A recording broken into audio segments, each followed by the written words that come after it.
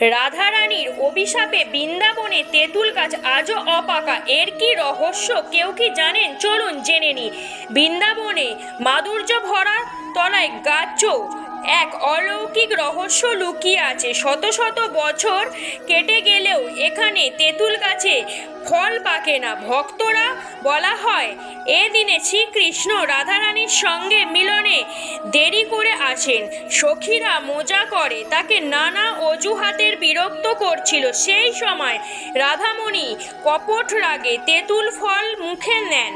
টক স্বাদ দেখে বিরক্ত হয়ে বলেন, হে বৃন্দাবন, চিরদিন প্রেম মাধুর্য আর ভক্তির আসর, সেখানে আর কোনো কিছু কটু বা টক হবে না। এই তেঁতুলও আর কখনো পাকবে না।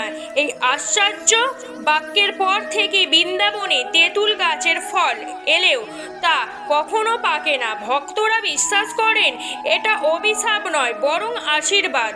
রাধারানী ইচ্ছাতেই বৃন্দাবন চিরকাল মিষ্টি, শান্তি ও প্রেমের পূর্ণভূমি হয়ে আছে।